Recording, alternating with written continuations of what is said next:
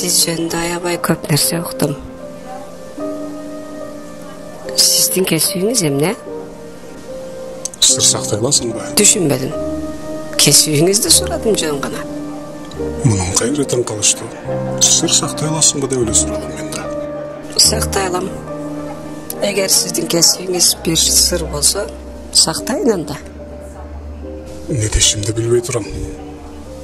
Өмүрүмдө биринчи жолу бирөө менин кесибимди сурап атат. Анда кантип акча таап атасыз деп сурайын?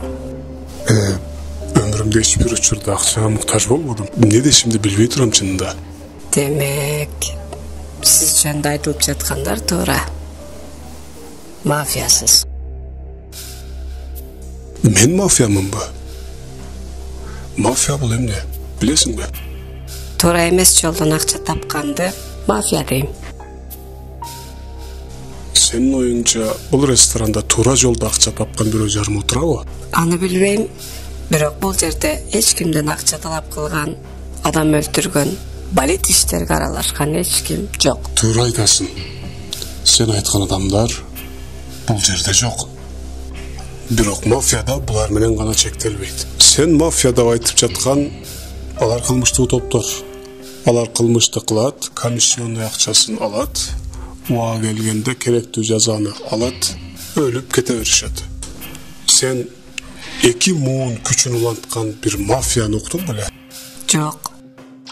Демек экөөбүздүн мафия түшүнүгүбүз эки башка. Сиз кимдерди мафия деп айтасыз анда? Мен согуштардан, тынчтыктан, оорунун жайылышынан, кризистерден, стабилдүүлүктөн пайдаланган бардыгын мафия деп атайм. Сен бир курал жаракты бир жерден алып, башка бир жерге алып барган адамды контрабандист дейсиң, мафия дейсиң. Мен болсо ал курал жаракты өндүргөн жана аны сатуу үчүн атайлап согуш чыгарган, жаңжал чыгарган адамдарды айтам. Мисалга Азарбей уулу үй бүлөсү. Советтер Союзу тараган соң башта жакынкы чыгышчын Африка болуу менен бирге дүйнөгө 30 миллиард долларлык курал жарак сатышты. Бул кишинин байлыгынын булагы бул жерден келет. Согуштардан эки сектор көп акча табат. Биринчиси курал жарак сектору, экинчиси медицина сектору. Мисалы биздин өлкө медициналык аппараттардын таштандысына айланды. Дүйнөдөгү эң көп МРТ аппараттарды колдонгон өлкөлөрдүн катарындабыз. Мисалы Кашкар кланы. Менимче мафиянын эң чоң ушулар. Бул жерде 1 лирага өндүрүлгөн аппаратты чет мамлекеттен 10 лирага импорттогон үй бүлө. Кандай аппараттарды алып келди деп ойлойсуң? Көбү колдонулбагандары болсо, тажрыйбадан өтпөгөн, кошумча зыяндары такталбаган аппараттар. Мына сага адамдын ден соолугунун үстүнөн кумар ойногон туура эмес киреше. Жылдар бою адамдардын дары-дармектеринин рецептери менен канын соргон ак халаттуу апакай мафия. Түркия ар бир кризиске кирердин алдында чоң өлчөмдөгү акча кудум эле кайып болуп учуп кетет. Мындан улам нечендеген миллион адам иши жок, үйүндө ашы жок калат, фабрикалар жабылат. Адамдардын колундагы 5 сомдук өндүрүмү 3 тыйынга түшүп калат. Анан бир албарыстык пайда бола калып сабатта 3 тыйындан өндүрүмдүн баарын топтойт.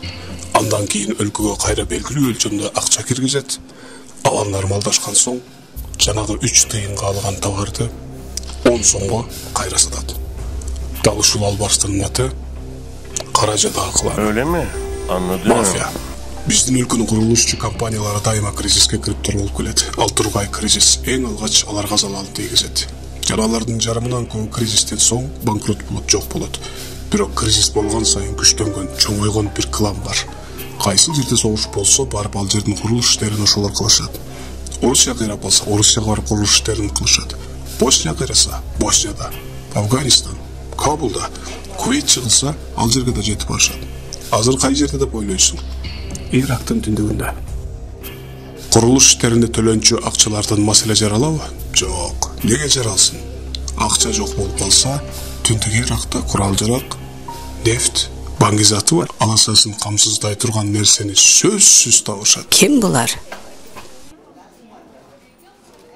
Татароğlu кланы. Мисалы, сиздин айткандарыңыз туура болсо, Анда эмне үчүн бул адамдар түрмөдө жатпай бул жерде олтурушат? Бир досумдун казиносу бар болчу. Иштер кандай кетип жатат деп сурадым.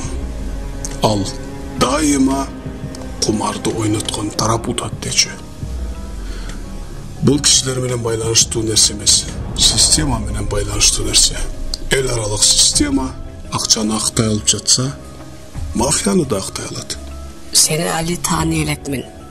Бирок бул санап өткөн адамдарыңды эс тарткандан баштап тааныйт болчу. Ачыгын айтканда бир аз корктум. Тааныбаганыңдан эмес, туура эмес таанып алгандарыңдан корк.